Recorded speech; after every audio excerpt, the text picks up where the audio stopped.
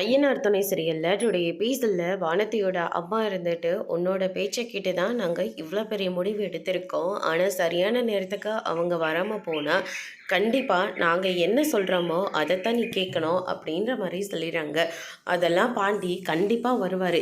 எனக்கு நல்லாவே வராமல் போனால் நாங்கள் யாரை கை காட்டுறோமோ அவனைத்தான் நீ கல்யாணம் பண்ணிக்கணும், இல்லாட்டி நடக்கிறதே வேற அப்படின்ற மாதிரி சொல்லிடுறாங்க. அதுக்கு அடுத்ததாக நான் பாண்டியோட அண்ணனுக்கு போய் ஃபோன் பண்ணுறேன் அப்படின்னு சொல்லிட்டு சேரனுக்கு போய் ஃபோன் பண்ணுறாங்க.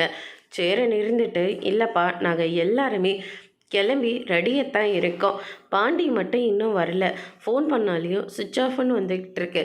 சரி கூட வேலை செய்கிற பையனுக்காச்சும் ஃபோன் பண்ணலான்னு பார்த்தா அவன் நம்பரும் சுவிட்ச் ஆஃபில் தான் இருக்குப்பா அப்படின்ற மாதிரி சொல்லிடுறாங்க.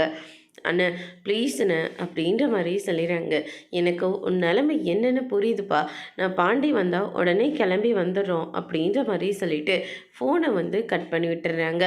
அதுக்கு அடுத்ததாக பார்த்திங்கன்னா வானத்தை இருந்துட்டு பாண்டி இன்றைக்கி மட்டும் நீ வராமல் போனீங்கன்னா கண்டிப்பாக நான் செத்தே போயிடுவேன் அப்படின்னு சொல்லிட்டு வானத்தையும் ஒரு பக்கம் உட்காந்துக்கிட்டு இருக்காங்க.